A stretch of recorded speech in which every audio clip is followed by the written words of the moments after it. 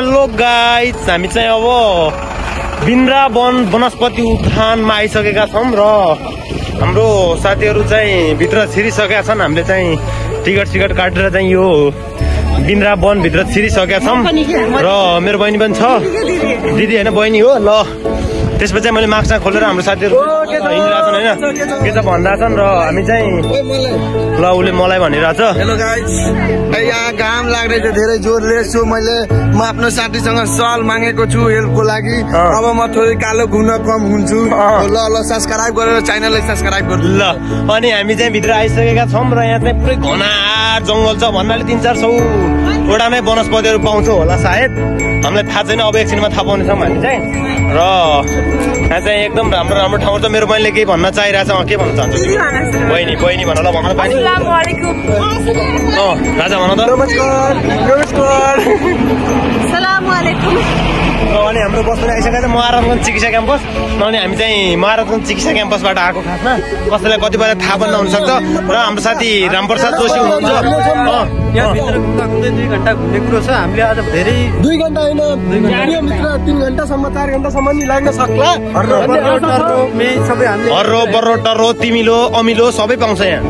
अनि त्यसपछि हामीले हेर्ने छौँ र हामी देखाउने पनि छौँ। यति भन्दै अहिलेको लागि चाहिँ मैले राखेँ ल।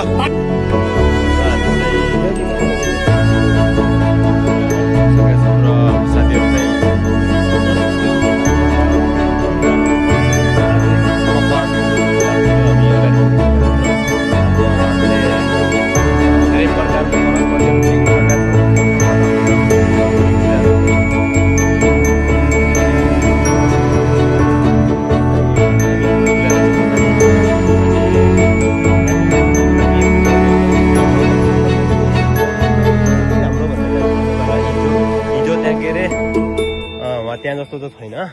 Vrindavan botanical garden, mountain botanical garden दामन र टिस्टुङ बोटानिकल गार्डन। टिस्टुङ घुमेर आउँदै हुनुहुन्छ यहाँहरू होइन, त्यहाँ आउँदै हुनुहुन्छ। अब यो मकवानपुर जिल्लाको अल्टिच्युड भन्नुहुन्छ भने समुद्री सतहभन्दा माथि 180 देखि सुरु छ र 2488 मिटर।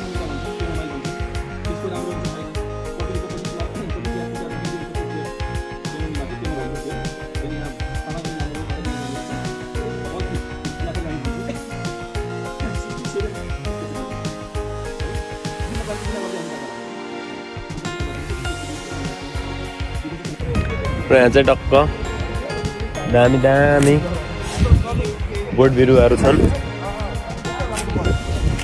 यहाँ चाहिँ यति धेरै प्रकारको रहेछ यहाँ चाहिँ, तर हेर्नमा मात्र थोरै देखिया छ, तर एकदम धेरै रहेछ।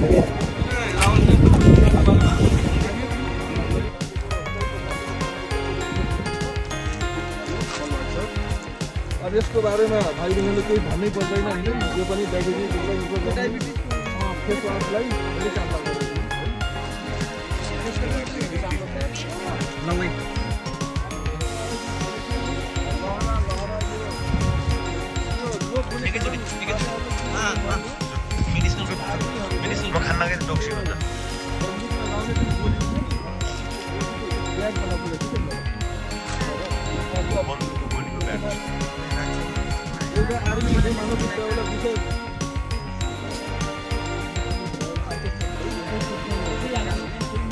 होटेल हरा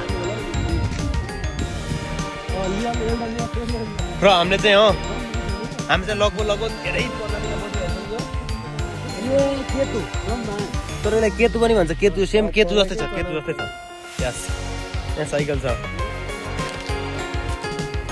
उ गर न।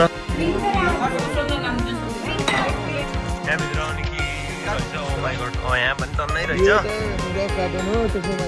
धेरै ठुलो रहेछ यो चाहिँ। फुलको संसारमा फुलैको के भन्थ्यो त्यस्तै दामी। हजुर यो के गयो?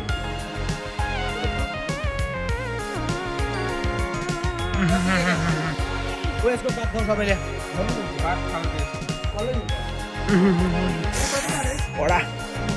पढा दियो आज यस्तो दामी छ, पढा दियो है, जिब्रोमै दियो।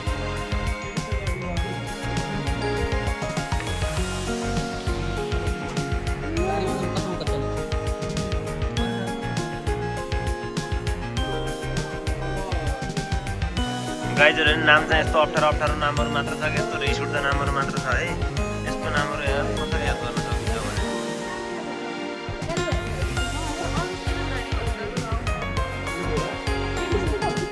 र हामी चाहिँ हिँडिरहेको छौँ त्यहाँ अनि त्यहाँभित्र जङ्गलभित्र दुईजना कपाल बसिरहेको रहेछ आमामा कस्तो यार थोरै के गरेर तिनीहरूले भन्नु त हेरौ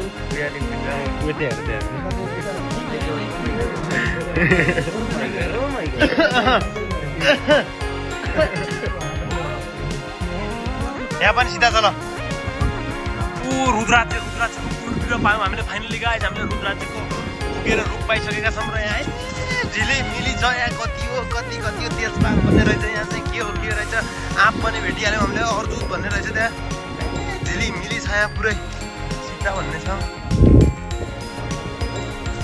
हट प्यासेन्ट त्यो चाहिँ आइसकेको छ अर्जुन भन्ने चाहिँ एकदम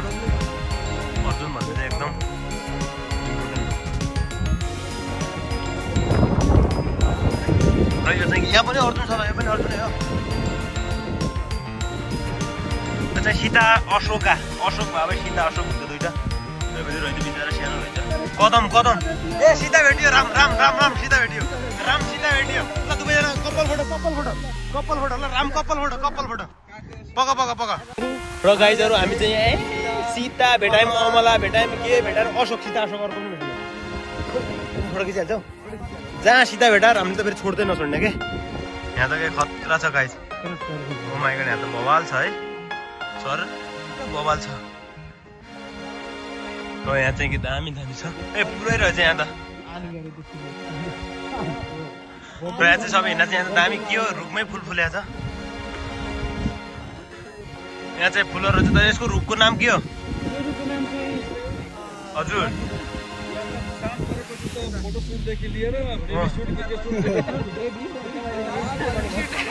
लमा बेबी सुट यार